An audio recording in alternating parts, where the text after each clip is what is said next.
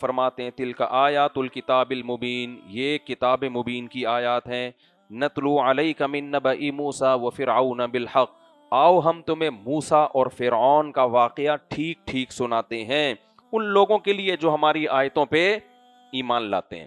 ان فرعون علا فی الارض، بے شک فرعون نے زمین میں سرکشی کر رکھی تھی، وجعل اہلہا شیعا، اور مصر والوں کو دو ٹکڑوں میں تقسیم کیا ہوا تھا اس نے، ایک ٹکڑا جو اس کی قوم کا تھا ان کو سپیریئر بنایا ہوا تھا، ان کے لیے حکومت سے ساری سہولتیں، اور دوسرا تھا یستضعف طائفة منہم، ایک قوم کو بہت ہی کمزور بنا کے رکھا ہوا تھا جس کو بنی اسرائیل کہا جاتا ہے، جو مسلم قوم تھی۔ کتنا اس پہ ظلم کر رہا تھا، یذبح ابناءہم، ان کے بچوں کو پکڑ پکڑ کے ذبح کرتا تھا۔ اس کو خطرہ تھا کہ ان کی آبادی اگر بڑھ گئی تو کل یہ میری حکومت کا خاتمہ کر سکتے ہیں۔ تو یہ آبادی گھٹانے کا سسٹم آج کا نہیں ہے، یہ بہت پرانا ہے۔ پہلے فیملی پلاننگ کے طریقے دریافت نہیں ہوئے تھے تو بچے کو پیدا کرنے کے بعد ذبح کیا جاتا تھا۔ اب قوموں کو گھٹانے کے لیے دعویٰ وہی ہے، اسٹائل چینج کر دیا گیا ہے۔ اسٹائل یہ ہے کہ ایکچولی تربیت نہیں ہو پائے گی، ایکچولی دو بچے ہوں گے تو رہیں گے کہاں، وہ مکان کا مسئلہ، تربیت کا مسئلہ، عورت کو چاہیے وہ بچے پیدا کرنے کی مشین نہیں ہے۔ یہ ٹوپی ڈرامے پہنا کے نا اس طرح سے کیا کیا جا رہا ہے، گروتھ ریشو کو کم، حالانکہ دنیا میں کل فیوچر اسی قوم کا ہوگا جس کا گروتھ ریشو زیادہ ہوگا۔ دنیا پہ کل وہی چھا جائے گی وہ قوم۔ میں نے جاپان کا تو کئی دفعہ بتا چکا ہوں نا، جاپانیوں کے ہاتھ سے بزنس نکل کے پاکستانیوں کے ہاتھ میں جا رہا ہے، آپ اندازہ لگاؤ، کیونکہ ان کی گروتھ ہی نہیں ہو رہی، یہاں جاتے ہیں ان کی گروتھ ہو رہی ہے۔ خیر، تو فرعون نے کیا کیا، یذبح ابناءہم، ان کے بیٹوں کو کیا کرتا تھا، ذبح، ویستحیی نساءہم، عورتوں کو زندہ رکھتا تھا، کیونکہ عورت کمزور ہوتی ہے، اس سے قوم مضبوط نہیں ہوتی عورت کی وجہ سے۔ تو یذبح ابناءہم انہ کان من المفسدین، اللہ کہتے ہیں بڑا فساد مچایا ہوا تھا اس نے زمین میں۔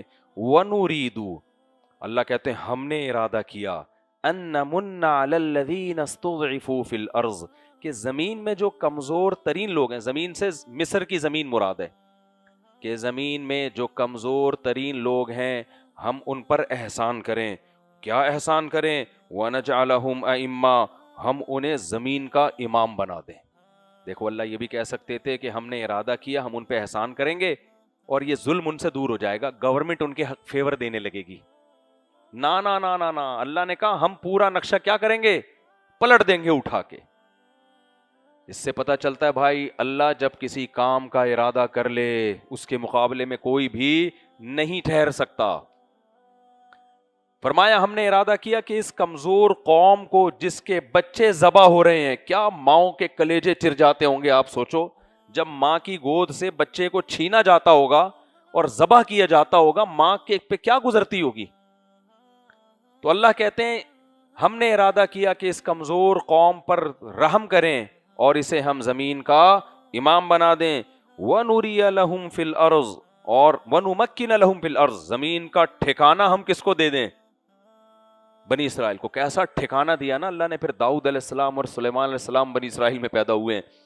وَنُرِيَ فِرْعَوْنَ وَحَامَانَ وَجُنُودَهُمَا، اور ہم نے ارادہ کیا فرعون اور اس کا وزیر حامان اور اس کی جو فوج اور اس کا جو لشکر تھا، ہم ان کو وہ کچھ دکھا دیں جس سے یہ ڈر رہے تھے۔ ان کو ہر وقت کھٹکا لگا رہتا تھا کہ یہ ایک ایسی قوم ہے جس کے پاس ایک مذہب ہے، ایک نظریہ ہے، ایک ویژن ہے، ایک لا ہے، قانون ہے، پیغمبروں کی تعلیمات ہیں، تو کہیں یہ دوبارہ اٹھ کھڑی نہ ہو جائے۔ یہ کھٹکا لگا رہتا تھا۔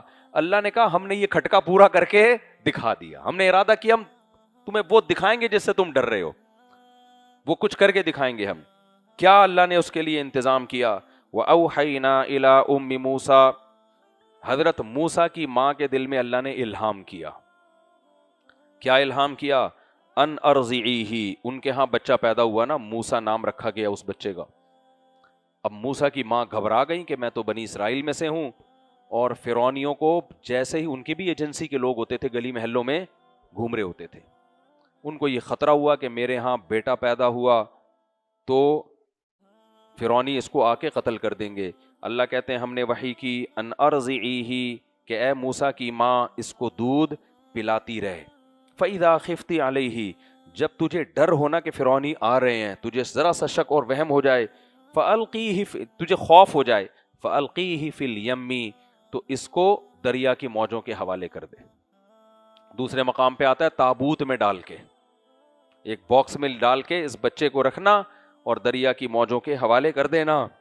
وَلَا تَخَافِي وَلَا تَحْزَنِي اور اللہ نے موسیٰ کی ماں کے دل میں الہام کیا کہ خوف مت کرنا. خوف فیوچر کا ہوتا ہے اور حزن اور غم ماضی پہ کسی چیز کا. فیوچر کا خوف بھی نہیں کرنا, اس لیے قتل نہیں ہوگا, اور ماضی کا غم بھی نہیں. تو نے جو یہ کام کیا ہے نا اس پہ تجھے غم ہوگا, غم نہ کرنا. کیوں؟ اِنَّا رَادُّوهُ إِلَيْكِ ہم اسے تیری طرف لوٹا کر چھوڑیں گے. دیکھو اللہ نے یہ نہیں فرمایا اِنَّا نَرُدُّهُ کہ ہم اسے تیری طرف لوٹائیں گے, فرمایا رَادُّوهُ, رَادُّ اس میں فاعل ہے, ہم اسے تیری طرف لوٹا کر چھوڑیں گے. یہ ہو ہی نہیں سکتا کہ تیری گود میں یہ دوبارہ نہ آئے.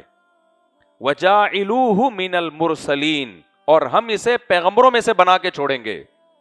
یہ تیری گود میں بھی آئے گا اور بنی اسرائیل کا پیغمبر بھی بنے گا. دیکھو موسیٰ علیہ السلام کی ماں بھی لگتا ہے بہت پرہیزگار تھیں, تبھی اللہ نے ان کی کوکھ سے ایسے بچے کو جنم دیا. الہام ولیوں کو ہوتے ہیں, شیطانوں کو الہام بولو نہیں ہوتے. تو ولی اللہ تھیں تبھی ان کے دل میں الہام ہوا.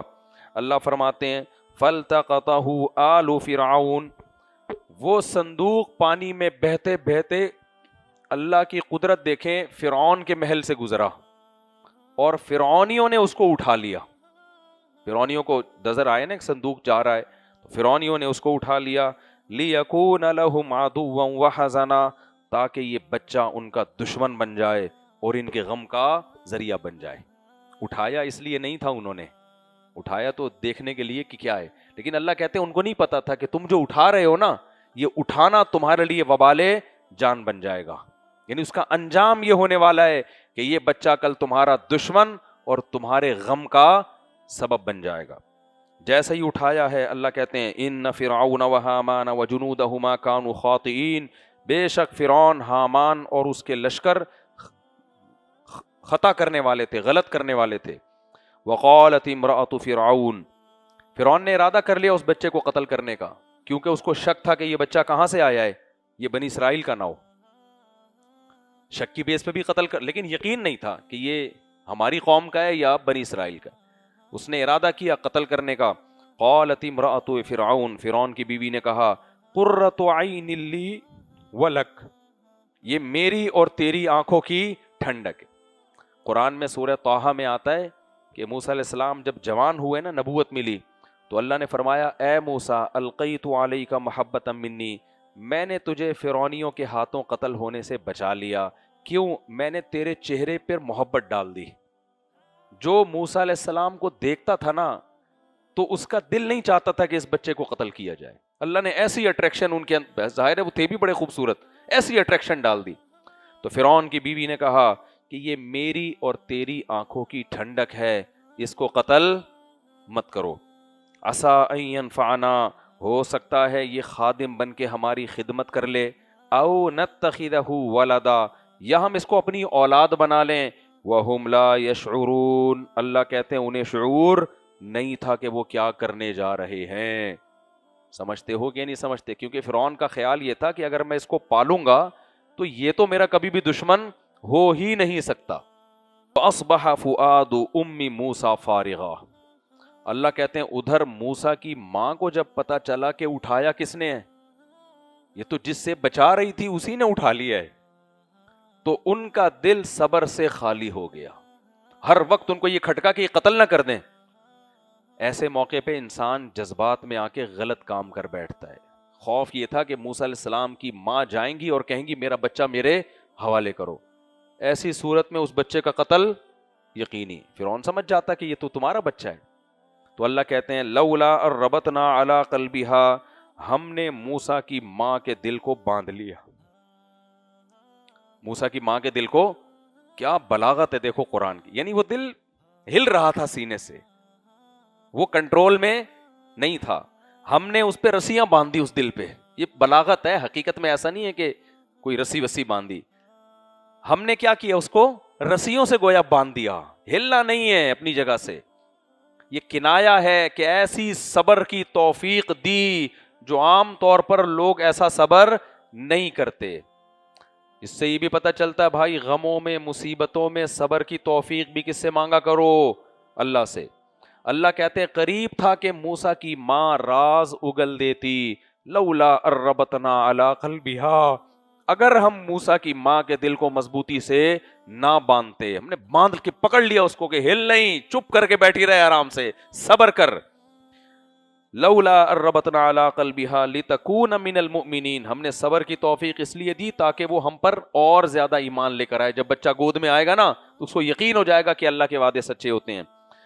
وقالت لاختہ قصیہ, قرآن کہتا ہے جب موسیٰ کی ماں نے اس بچے کو صندوق میں ڈالا تو حضرت موسیٰ کی ماں نے نا موسیٰ علیہ السلام کی بہن سے کہہ دیا کہ چپ کے دیکھتی رہنا یہ جا کہاں رہا ہے. ماں کو فکر تو ہوتی ہے نا بھئی, صندوق میں اللہ نے کہہ تو دیا لیکن کیا حشر ہوتا ہے اس بچے کا. فبصرت به عن جنوب, بہن کتنی ہوشیار تھی اور کتنی خوش قسمت تھی جس کا اللہ قرآن مجید میں ذکر کر رہا ہے.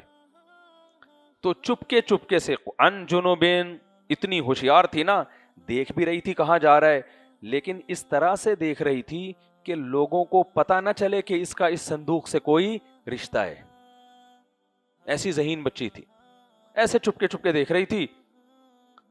تو میں آج گھر میں بیٹھا تھا نا, جب میں یہ تلاوت کر رہا تھا ان آیتوں کی, تو چھوٹی بچی ہے, اس کو میں سنا رہا تھا نا, تو جب یہ آیت آئی میں نے اس کو تھوڑی سی تفسیر کی. میں نے کہا دیکھو موسیٰ علیہ السلام کی بہن کتنی ہوشیار تھی, بچے کو صندوق میں ڈالا ہے, چپکے دیکھ رہی ہے کہ صندوق جا کہاں رہا ہے اور پتہ بھی نہیں چلنے دیتی. اور میں نے کہا تمہارا چھوٹا بھائی گلی محلے میں گھوم رہا ہوتا ہے, تمہیں کوئی خبر ہوتی نہیں ہے. ادھر دیکھو وہ کیسے دیکھ رہی تھی, اور تمہارا یہ چھوٹا بھائی وہیں پڑا ہوا تھا. میں نے کہا یہ گھوم رہا ہوتا ہے اور تمہیں پتہ ہی نہیں ہوتا کدھر کو جا رہا ہے. خیر, تو کتنی ذہین بہن, ورنہ بچوں میں اتنی ہوشیاری کہاں ہوتی ہے. ایسے طریقے سے دیکھ رہی ہے کہ فرعونیوں کو پتہ نہ چلے کہ میرا اس بچے سے رشتہ ہے, ورنہ وہ پوچھیں گے تو کیوں دیکھ رہی ہے اس کو اتنے غور سے, تو کیوں دیکھ رہی ہے, اس کا مطلب یہ تیرا بھائی ہے. پھر فبصرت به عن جنوب وهم لا يشعرون وحرمنا عليه المراضع من قبل, ڈبوں کا رواج نہیں تھا, اب موسیٰ علیہ السلام کے لیے دائی کا انتظام کیا گیا, کوئی اس بچے کو دودھ پلائے. تو قرآن کہتا ہے ہم نے موسیٰ پر دائیوں کا دودھ حرام کر دیا. کسی عورت کی چھاتی کو منہ نہیں لگاتے, کوشش کی ہر طرح سے دودھ پلانے کی, پی نہیں رہے. دیکھو یہ سارا کچھ فرعون کر رہا ہے اپنی بیوی کے کہنے پہ. کتنا ظالم بادشاہ, ہزاروں بچے قتل کر دیے, اتنا ظالم. ارادہ کیا بچے کو قتل کروں گا, بیگم نے کہا نہیں, فرعون نے کہا اوکے اٹ از اوکے, اب نہیں ماروں گا.